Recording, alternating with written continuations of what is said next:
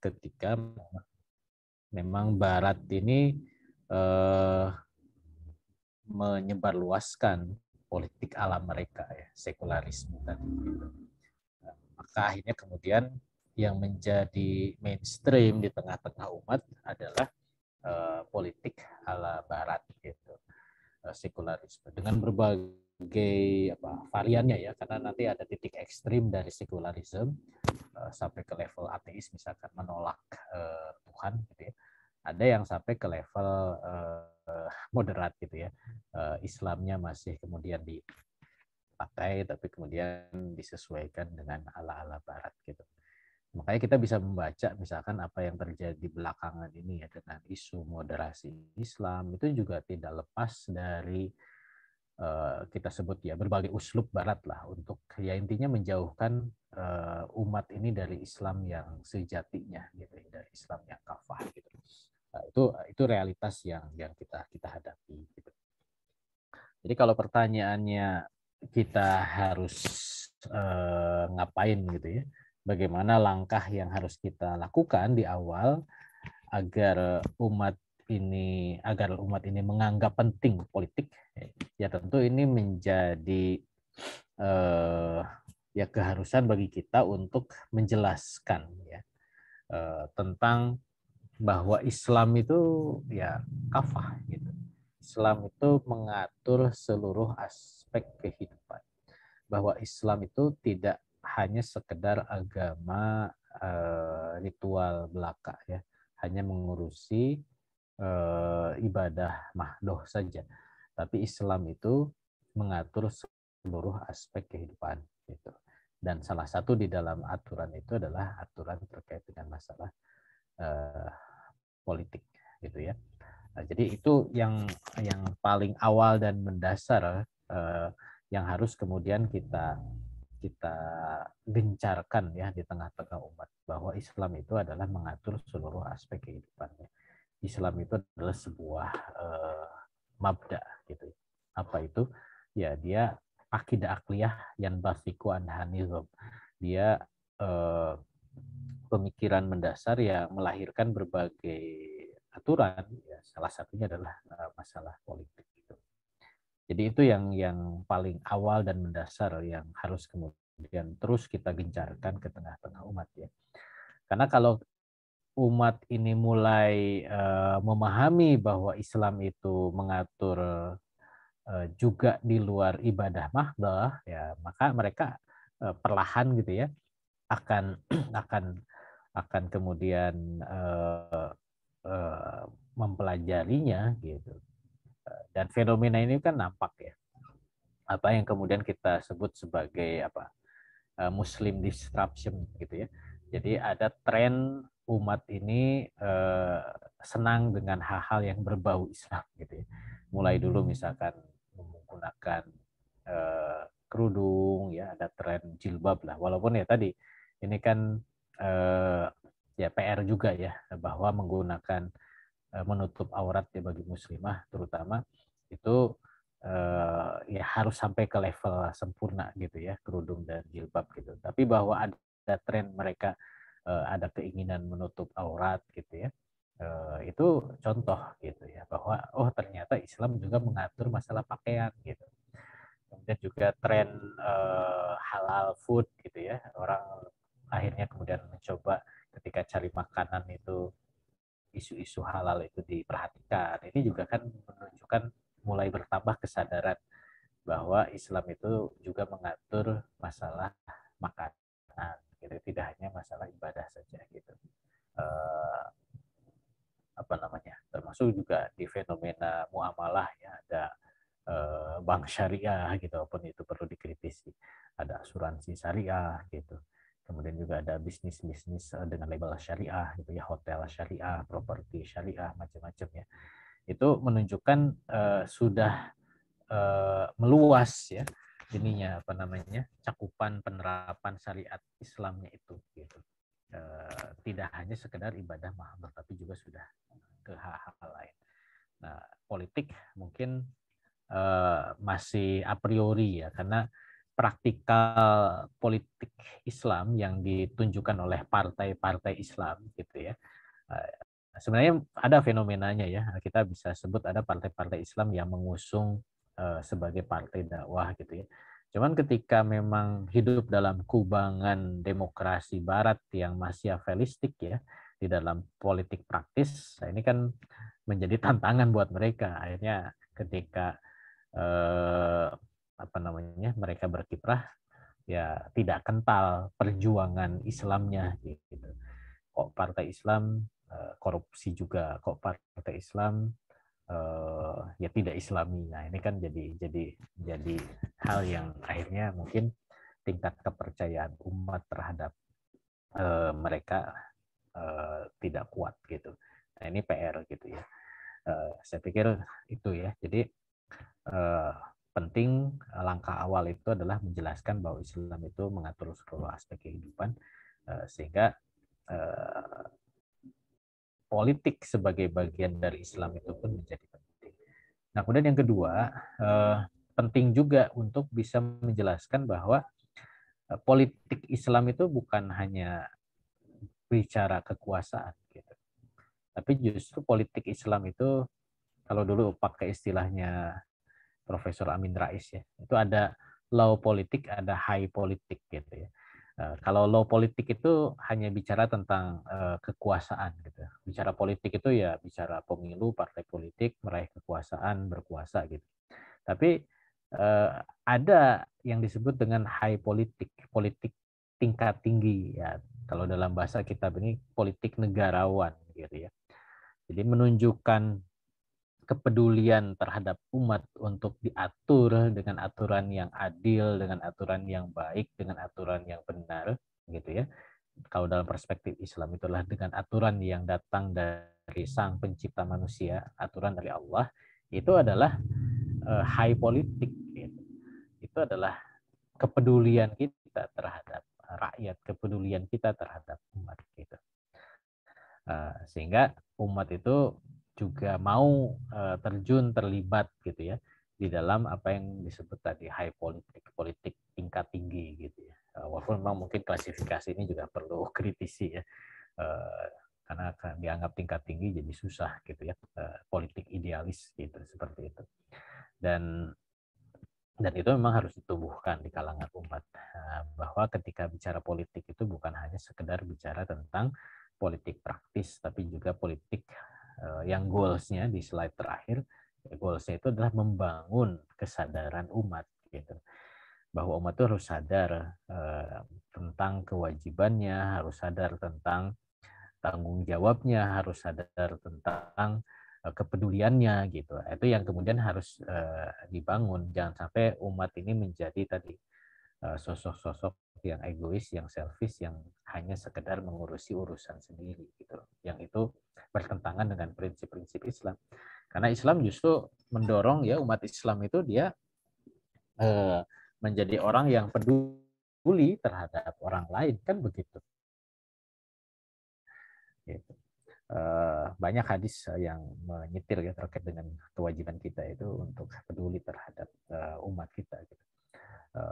Termasuk juga bagaimana Rasul pun memesankan ya di akhir hayatnya kan bicara tentang umati kan begitu.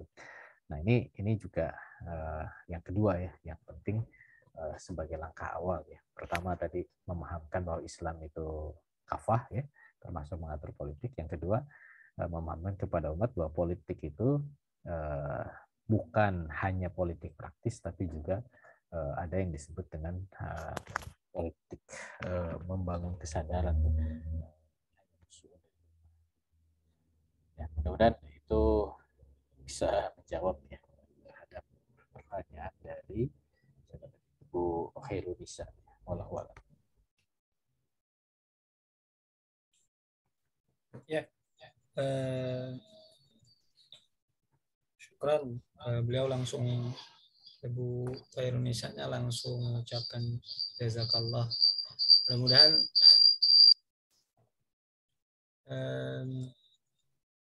bisa dipahami dan bisa diterima Bu ya. Masih banyak nih, Ustaz. Ada 3 atau 4 lagi nih. Kita Ya. lanjut nih, Ustaz. Oh, enggak. Monggo. Oke. Em, kita naik dulu, scroll dulu. Masih ada kaitan dengan definisi politik tadi, Ustaz. Dari Mbak atau Ibu ini ya, saya kurang tahu. Ibu Nur Samsiah dari Medan. Assalamualaikum warahmatullahi wabarakatuh. Ustadz, saya mau bertanya tentang bagaimana menjelaskan atau membantah di sini ya, definisi politik Barat tersebut salah. Jadi bagaimana menjelaskan, membantah definisi politik Barat itu salah. Sebab tadi sudah Ustadz singgung sedikit. Syukron Ustadz. Ya, dari Bu Nur Syamsiah ya.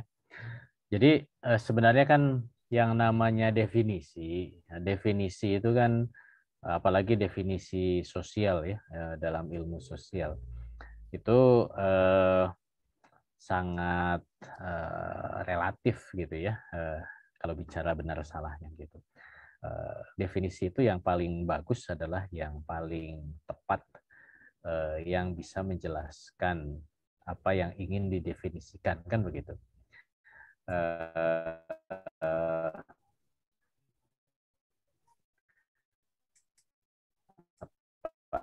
Harus mencakup ya,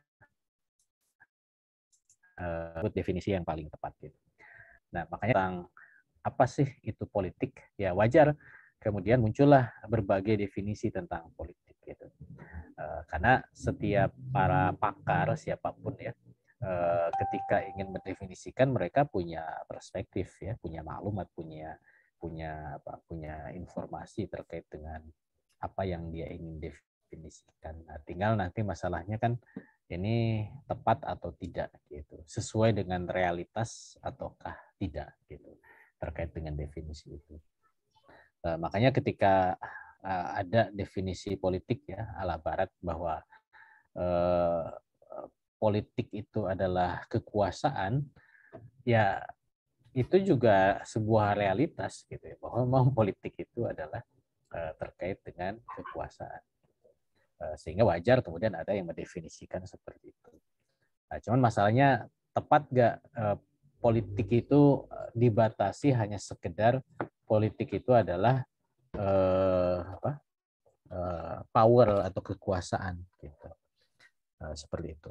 Beda dengan misalkan ketika di dalam kitab ini ya, Syekh Abdul Qadim Salum mendefinisikan bahwa politik itu adalah dari ayatus su'un lil ummah, mengatur urusan umat gitu.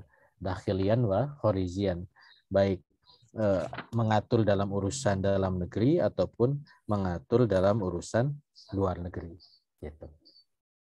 Nah, jadi itu tinggal masalah ketepatan saja antara apa yang didefinisikan dengan realitasnya gitu ya. Dan menurut saya ini bukan sesuatu hal yang mesti dibantah gitu ya, atau menjadi sesuatu hal yang apa jadi debat kusir gitu. Ya justru kita semakin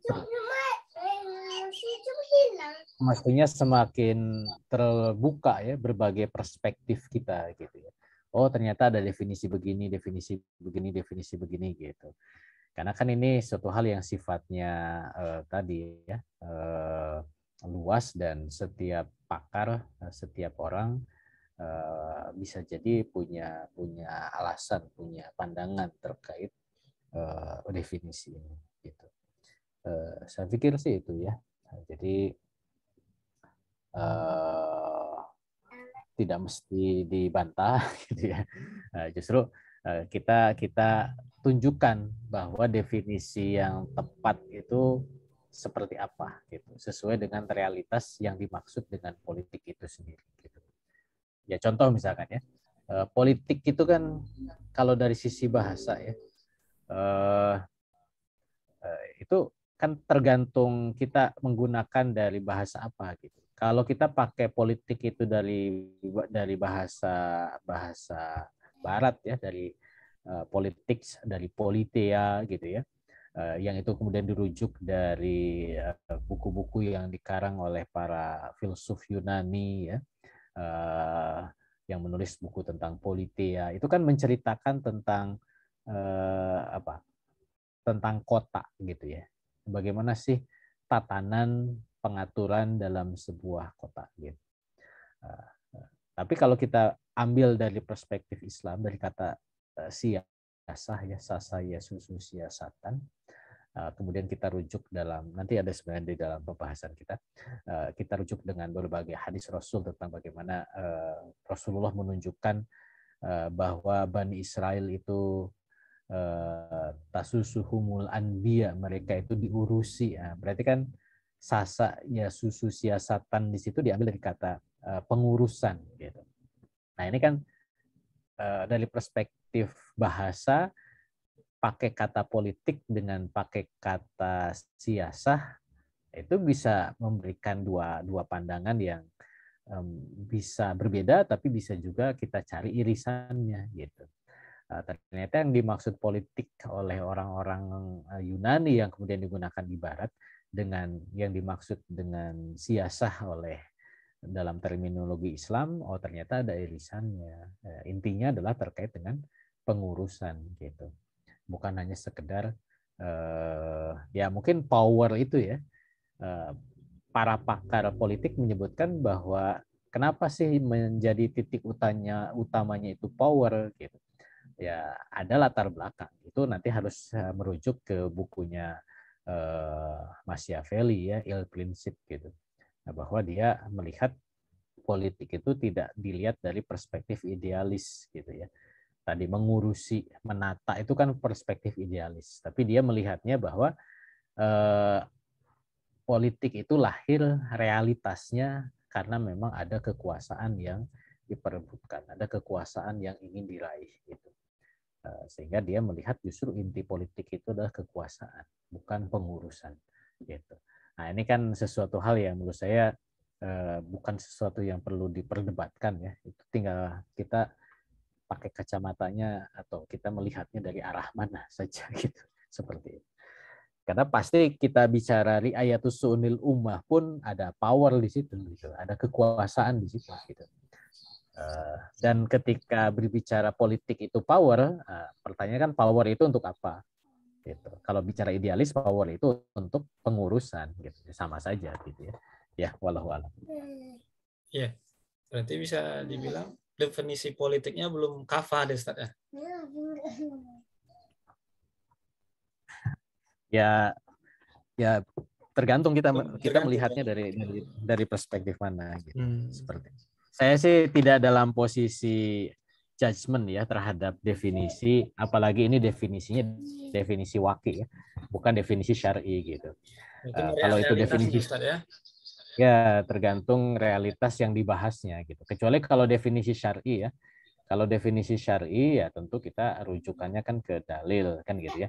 Tapi kalau definisi waki, fakta ya kita melihat mana yang paling tepat gitu. Dan itu sangat bergantung kepada perspektif gitu. Gitu. Oke. Wallahu a'lam.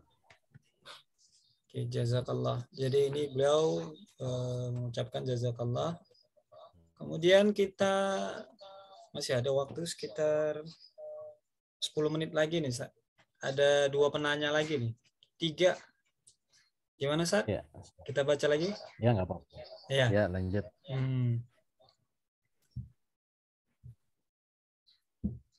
Dari Bu Lela ya. Jadi Assalamualaikum Ustadz, kegagalan kebangkitan umat karena terpisahnya pemikiran dan perasaan dari para pemikir atau intelektual dengan rakyat. Mohon penjelasan. Mungkin beliau mau mendapat penjelasan bagaimana maksudnya misalnya kegagalan kebangkitan umat dikarenakan terpisahnya pemikiran dan perasaan dari pemikiran kalangan intelektual dengan rakyat. Ya, tafadhol Ustaz. Ya, nih saya coba meraba-raba ya. Mudah-mudahan sesuai dengan apa yang ditanyakan. Eh, ya, jadi memang kalau bicara tentang kebangkitan ya, di situ kan nanti akan bergantung kepada aktor ya, aktor utama gitu. Dan kalau bicara tentang faktor yang mempengaruhi kebangkitan itu didasarkan kepada kesadaran politik dan di situ sangat dipengaruhi oleh Sakofah, maka memang keberadaan intelektual itu menjadi signifikan gitu ya. Maka ini para ulama, para pemikir ya, para intelektual itu menjadi pihak-pihak yang kunci ya di dalam proses kebangkitan umat gitu. Dan mereka juga yang menjadi aktor-aktor ya ketika digunakan oleh musuh-musuh Islam, oleh Barat untuk menjauhkan menjauhkan umat dari sakofa Islam yang benar gitu. Jadi mereka juga menjadi agen-agen Barat. Nah, makanya kelompok intelektual ini menjadi kelompok yang signifikan ya di dalam proses kebangkitan umat seperti itu. Makanya ya jangan sampai kemudian mereka ini, para intelektual ini pertama ya jauh dari nilai-nilai Islam gitu. Mereka justru menjadi orang-orang yang terdepan gitu ya untuk menjadi penjaga Islam ya, menjaga sakofa Islam. Karena umat ini kan akan bertanya ke siapa kan gitu ya. Pasti mereka akan bertanya kepada ahlinya gitu. Dan para ahli itu ya para ulama, para intelektual itu gitu. Nah, kalau ahlinya saja justru digunakan oleh musuh-musuh Islam untuk menjauhkan umat dari Islam, ya tentu akhirnya kemudian umat ini akan ya semakin terjauhkan ya karena dijerumuskan oleh para intelektual itu. Gitu. Ya. Wallahu a'lam. Ya, jadi sangat besar peran berarti para pemikir di tengah umat. Kalau saya tidak salah ini kutipan dalam kitab At-Takatul ini. Nah, kalau saya tidak salah nih. Ya, mudah-mudahan apa yang dijelaskan oleh Al-Ustadz tadi bisa memudahkan atau memberikan pemahaman ya pada Bu Lela tadi ya. Ya, beliau bilang dalam kitab Takatul. Berarti saya nggak salah. Oke, ini kita lanjut nih Ustaz. Kalau masih ada waktunya. Izin ini Ustaz, ada pertanyaan selanjutnya dari Bapak Akhiruddin Nuralang. Ya, Assalamualaikum. Afwan izin bertanya Ustaz, apakah untuk konteks saat ini ketika sistem demokrasi diterapkan, pada hakikatnya politik Islam belum terwujud? Kayaknya beliau memastikan ini apakah dengan demokrasi politik Islam itu sudah terwujud. Kira-kira begitu ya Pak Akhiruddin Nuralang ya? Iya Ustaz. Oh iya, Pak Ustaz. Ya, kita harus memahami bahwa demokrasi itu kan bisa lihat dari dua hal ya. Pertama, demokrasi sebagai goals ya, sebagai tujuan. Yang kedua, demokrasi sebagai tools, sebagai alat gitu. Nah, demokrasi sebagai tujuan, dia prinsipnya adalah bagaimana kedaulatan itu berada di tangan rakyat gitu. Dan ini tentu sangat bertentangan secara diametral ya dengan konsepsi Islam. Karena dalam pandangan Islam namanya kedaulatan ya, asyadah itu li syar'i, dia harus ada di tangan Allah gitu, bukan di tangan rakyat. Jadi kehendak yang harus diwujudkan di dalam kehidupan itu kehendak Allah, bukan kehendak rakyat gitu. Dalam konteks ini pasti ya, ketika demokrasi dijalankan oleh negara manapun ya, dengan varian namanya ya. Jadi demokrasi itu sama dengan republik ya. Nah, cuman beda apa ya? Beda bahasa ya.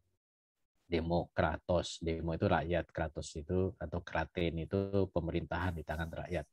Republik itu kembali publik kepada rakyat gitu. Itu kaitannya dengan revolusi Prancis dulu ya. Ketika menentang kediktatoran ingin mengembalikan kekuasaan ke rakyat gitu. Itu sama-sama saja sebenarnya. Maka dari hakikat demokrasi semacam itu pasti sistem demokrasi itu akan menafikan keberadaan Allah sebagai pemilik kehendak gitu. Nah, kalau memang Allah sebagai pemilik kehendak itu tidak boleh hadir, ya pastinya kalau kita bicara tadi politik Islam itu tidak mungkin bisa diwujudkan secara kafah di dalam sebuah sistem demokrasi. Gitu. Karena contoh ya, ketika Allah memerintahkan keharaman zina gitu ya, dengan sistem demokrasi ya bisa dibuat aturan berdasarkan kehendak rakyat katanya begitu, bahwa boleh asal tanpa paksaan gitu ya. Itu yang kita kritik dari Permendikbud nomor 30 2001 itu kan frasa itu kan itu yang sangat krusial gitu ya. Betul mereka itu bicaranya, oh kami kan ini ingin menghilangkan kekerasan seksual di dunia pendidikan. Ya tapi tolong frasa tanpa persetujuan itu juga dihapus gitu. Jadi dengan atau tanpa persetujuan ya perzinahan itu nggak boleh gitu ya. Itu kata Allah di dalam Al-Quran kan, karena memang perintahnya begitu. Nah, cuman kan ketika bicara dalam sebuah sistem demokrasi, kehendak yang ingin diwujudkan bukan kehendak Allah, tapi kehendak wakil rakyat, kehendak penguasa gitu seperti itu. Nah, itu secara substansi, secara goals ya, secara tujuan dari demokrasi itu seperti itu. Nah, demokrasi secara tools ya sebagai alat, banyak partai-partai Islam hadir gitu ya. Mereka bicara kami ini menggunakan demokrasi untuk bisa mewujudkan idealisme Islam gitu ya, berjuang melalui jalan demokrasi. Ya, pertanyaannya kan, betulkah demokrasi secara tools itu memberikan ruang untuk bisa mewujudkan politik Islam gitu? Faktanya tidak ada juga gitu ya. Demokrasi itu memberikan ruang sebagai alat Islam itu bisa ditegakkan gitu. Bahwa betul ada partai-partai Islam yang bisa menang melalui jalan demokrasi itu iya gitu. Kita bisa sebut dulu ada FIS gitu ya di Aljazair, kemudian ada Ikhwanul Muslimin di Mesir gitu. Tapi kan realitasnya ketika partai-partai Islam akhirnya memenangkan pemilu dan mereka berkehendak mewujudkan Islam, ya demokrasi akhirnya kemudian bungkam kan. Mereka membiarkan lawan dari demokrasi, katanya mereka itu bilang, kediktatoran, kudeta militer itu diperbolehkan gitu. Untuk apa? Untuk menghalangi kekuasaan Islam gitu. Artinya kan tetap saja ada exception ya, ada pengecualian gitu. Siapapun boleh menggunakan demokrasi sebagai tools kecuali yang akan membunuh demokrasi itu sendiri kan gitu. Karena pastinya kalau Islam berkuasa ya sistem demokrasi itu kan akan digantikan dengan kedaulatan Allah, dan itu pasti akan membunuh demokrasi itu sendiri kan gitu. Dan itu pasti akan dihalang-halangi walaupun caranya tidak demokratis gitu ya, dengan kudeta militer. Dan itulah kemunafikan atau hipokritisme dari Barat gitu ya, dengan apa yang mereka agung-agungkan dengan istilah demokrasi itu gitu. Ya, wallahu a'lam. Oke. Saya kira sudah jelas ini Pak Akhiruddin ya, bahwa memang demokrasi menjadi alat penjajahan ya, kalau dibilang Ustadz tadi sebelumnya di awal pembicaraan pada saat pembukaan tadi atau pada saat penjelasan pengantar kitab tadi ya. Ini masih ada satu pertanyaan lagi nih Ustadz, tinggal waktu kita udah pas 21.30. Boleh minta izin Ya, 5 menit lagi Ustadz, satu pertanyaan ya. ini. Nah, ini Silakan. dulu nih. Ya Ustadz ya. Ya. Jadi waktu tinggal 5 menit Ya, nggak aja. apa-apa. Pertanyaan satu lagi dari Ibu. Sebelumnya terima kasih Pak Akhirudin ya sudah berpartisipasi. Kemudian pertanyaan selanjutnya dari SAT, sekolah ini kalau nggak salah singkatan Sekolah Anak Tangguh Al-Musarrah ya, panjang namanya nih. Saya lanjut aja Ustadz pertanyaannya. Assalamualaikum Ustadz, bagaimana pengaruh perjanjian Westphalia dalam konstelasi politik internasional dengan dunia Islam saat itu? Dulu saat kuliah, beliau cerita memori nih Ustadz. Memori beliau dulu saat kuliah, dalam mata kuliah hukum internasional, mendapat gambaran bahwa perjanjian Westphalia itu cikal bakal berdirinya PBB hari ini. Mohon penjelasannya Ustadz. Jazakallah khair. Ya. Ini orang HI berarti. Ya, kebetulan saya juga mengampu mata kuliah hukum internasional di kampus ya. Jadi kalau kita baca sejarah ya. Jadi perjanjian Westphalia itu kan perjanjian yang mengakhiri perang 30 tahun di Eropa ya. Perang 30 tahun itu perang ketika muncul gerakan-gerakan Protestan lah ya, reformis gitu ya, yang menentang kekuasaan gereja Katolik yang mendominasi. Akhirnya kemudian ketika muncul reformasi agama di Eropa, bahkan mereka berkolaborasi dengan para politisi lokal gitu ya. Akhirnya kemudian terjadilah perang selama 30 tahun gitu. Dan akhirnya perang ini bisa diakhiri dengan kesepakatan tadi, dua hal ya. Pertama adalah ya udah agama jangan lagi ngurusi urusan politik gitu ya. Akhirnya kemudian kekuasaan kepausan itu tidak lagi menjadi kekuasaan mutlak yang mempengaruhi institusi politik yang ada di Eropa. Itu dilepaskan. Urusan kaisar, untuk urusan paus untuk paus gitu ya. Nah, itu sekularisme. Kemudian yang kedua dibuka ruang pembentukan negara-negara berdasarkan nation, berdasarkan bangsa. Makanya muncullah negara-negara baru di Eropa, negara-negara kecil, Luxembourg gitu ya, kemudian Nederland, negara-negara kecil lah gitu ya. Memang merasa mereka nationnya beda ya dengan negara induknya. Nah, makanya muncullah paham nasionalisme atau negara bangsa. Dan itu menjadi tonggak kalau dalam hubungan internasional itu, baik kemunculan HI termasuk juga semakin kokohnya hukum internasional itu memang dari perjanjian Westphalia. Walaupun dalam konteks hukum internasional sebenarnya ada perspektif lain ya terkait dengan munculnya pemikiran dari Hugo de Groot atau Grotius ya. Itu yang juga kadang disebut sebagai tonggak kemunculan hukum internasional gitu. Nah, ke PBB memang jauh ya dari sisi rentang waktu. PBB itu kan muncul 1945, sedangkan Westphalia itu 1648, berarti 300 tahunan sebelumnya gitu. Jadi memang ada beberapa momen ya sebelum akhirnya ke PBB. Jadi kalau langsung dari Westphalia ke PBB itu loncat lah gitu ya. Memang ada beberapa step dulu. Pertama misalkan setelah Westphalia itu kan muncul Concert of Europe ya, bagaimana Eropa itu mereka mulai mengkonsolidasikan diri ya, pasca kemudian muncul negara-negara bangsa baru, mereka melakukan konsolidasi, akhirnya mereka menegaskan tentang butuhnya persatuan Eropa gitu. Nah, ini menjadi cikal bakal Uni Eropa kekinian, tapi dulu belum ya, terutama ketika mereka menghadapi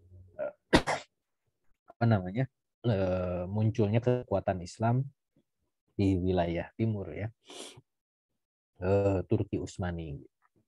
Makanya kemudian Concert of Europe itu menjadi wadah bagaimana Eropa itu mengkonsolidasikan diri, bikin aturan di antara mereka, bikin kesepakatan di antara mereka untuk menghadapi situasi-situasi menghadapi luar Eropa gitu.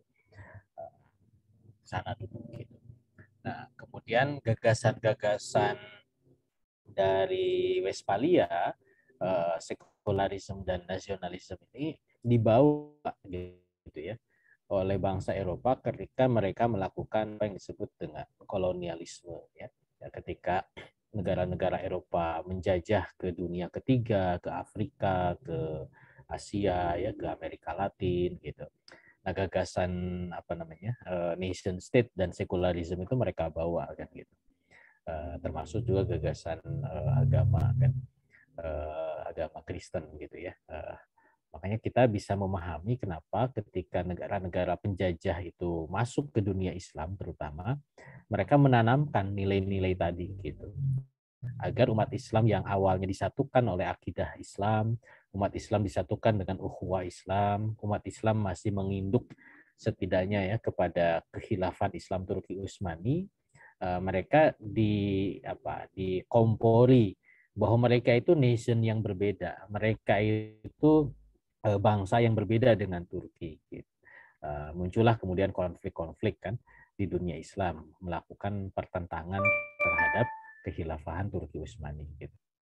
Muncul misalkan antara pan-Islamisme versus pan-Arabisme, pan-Turanisme dengan pan-Arabisme. Jadi merasa beda nation, gitu, merasa beda bangsa. Akhirnya mereka punya alasan untuk memisahkan diri dari kesatuan ukhuwah Islam. Gitu. Nah, itu akibat dari kolonialisme ya. Makanya ketika pasca kolonialisme ya, terutama pasca Perang Dunia ke-1 dan ke-2, negara-negara Barat mereka saling bersaing dalam konstelasi internasional. Isu-isu nasionalisme itu juga dimainkan di antara mereka ya, untuk bisa saling menyingkirkan satu pihak dengan pihak lain gitu, membagi-bagi kekuasaan di antara negara-negara Eropa gitu. Nah, sehingga kemudian persaingan di antara bangsa Eropa ya itu pun dihadirkan di dunia ketiga, persaingan mereka-mereka yang berada di bawah pengaruh bangsa Eropa gitu. Ketika Indonesia dijajah Belanda, Malaysia dijajah Inggris, hanya walaupun mereka itu dulu diikat dalam satu ukhuwah Islam, satu kesatuan Islam, bahkan bangsanya pun juga sama, Melayu misalkan ya. Tapi karena penjajahnya beda, mereka bawa gagasan nation yang berbeda, akhirnya menjadi ketika merdeka gitu ya, pasca penjajahan mereka merasa harus merdeka dengan nation yang berbeda. Gitu. Muncullah bangsa-bangsa baru gitu ya di dunia Islam terutama yang mereka itu mencari latar belakang sejarah yang lama dan menjadi alasan mereka itu bangsa yang berbeda dengan saudaranya sendiri sesama umat Islam gitu. Dan itu memang tidak terlepas dari kolonialisme Barat di dunia Islam. Gitu. Nah, kurang lebih begitu ringkasnya gitu ya. Emang panjang nih nanti sejarahnya. Baru kemudian nanti belakangan diupayakan. Sebenarnya kalau ke PBB itu lebih ke bagaimana pengokohan adidaya baru ya Amerika Serikat dan Uni Soviet ya setelah berhasil menyingkirkan Inggris dan Perancis di Perang Dunia ke-2 gitu. Jadi lebih ke sana.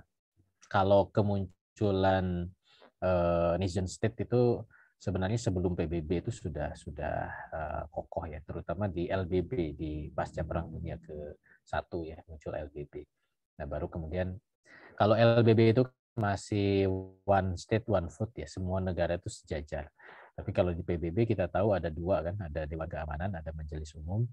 Yang Majelis Umum itu mirip LBB, tapi yang Dewan Keamanan itu menunjukkan realitas politik dunia. Makanya ada anggota tetap yang dikuasai oleh negara-negara pemenang perang pada saat Perang Dunia ke-2 seperti itu. Tapi memang nyambung lah ke arah sana gitu ya. Ya kurang lebih begitu, Ibu siapa tadi? Ibu dari SAT. Walau alam bisawab. Ya, beliau ini dari Medan, Ustaz. Ya. Ya, alhamdulillah, masya Allah. kita sudah sampai di penghujung waktu, sekitar waktu menunjukkan 21.41. Semua pertanyaan yang masuk dari Bapak Ibu sudah dijawab oleh Al-Ustadz. Ummu Usamah, Ustaz, dari beliau namanya ya, Ummu Usamah Amirah. Semua pertanyaan yang sudah masuk melalui chat tadi sudah dijawab oleh Al-Ustadz. Mudah-mudahan pertemuan yang perdana ini bisa menjadi pemicu, pemantik bagi kita agar bisa konsisten ya, paling penting dalam mengkaji pemahaman Islam, terutama dalam pemikiran politik ya, tadi yang dijelaskan oleh beliau, supaya ini menjadi bekal yang bisa kita bawa di tengah-tengah umat pastinya. Karena mudah-mudahan kita juga bisa menjadi orang yang berperan, berpartisipasi dalam berkontribusi walaupun hal yang kecil untuk menjemput kebangkitan Islam.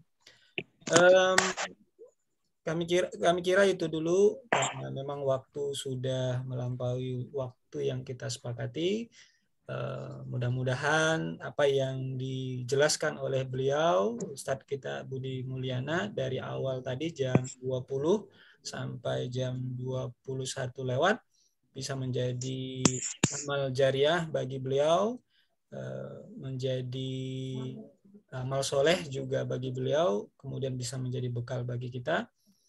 Insya Allah kita ucapkan jazakallah khairan katsir. Mudah-mudahan beliau selalu dilimpahkan kesehatan, kelancaran dari seluruh aktivitasnya, dan insya Allah di waktu yang akan datang, insya Allah minggu depan Ustadz ya. Insya Allah. Ya, insya Allah minggu depan kita akan ketemu lagi di jam yang sama. Kita doakan Bapak Ibu semua juga dalam keadaan sehat, sehingga bisa kita ketemu lagi pada pertemuan yang akan datang. Mohon maaf jika ada penutup, Ustadz. Ya, ini pertemuan awal, insya Allah. Nanti untuk materi saya titipkan panitia ya. Nanti kalau memang mau kopi silahkan. Karena ini pertemuan awal, pasti masih sangat general, masih sangat umum. Insya Allah nanti kita coba detailkan sesuai dengan bab-bab yang ada di dalam kitab Afkar Yasin. Insya Allah. Walau alam. Oh ya, Masya Allah. Jadi beliau bersedia nih untuk membersamai kita, untuk menjelaskan nanti lebih detail lagi bab per bab. Ya, Bapak Ibu harus tetap semangat ini, karena ini bekal yang berharga. Ini kalau dalam ilmu dalam manajemennya investasi leher ke atas ini paling mahal ini di dunia. Nggak akan mungkin kita dapatkan lagi. Mudah-mudahan seperti yang kami sampaikan sebelumnya, Allah memberikan kesehatan pada beliau, juga kelapangan bagi kita juga semua. Salam. Kita tutup pertemuan malam ini dengan bacakan hamdalah. Alhamdulillahirabbil alamin, dan doa kifaratul majelis. Subhanakallahumma wa bihamdika, asyhadu an la ilaha illa anta, astaghfiruka wa atubu ilaik. Assalamualaikum warahmatullahi wabarakatuh. Waalaikumsalam. Waalaikumsalam warahmatullahi wabarakatuh. Jin pamit semua ya. Assalamualaikum. Waalaikumsalam. Jazakallah Ustaz. Jazakumullah khairan Ustaz.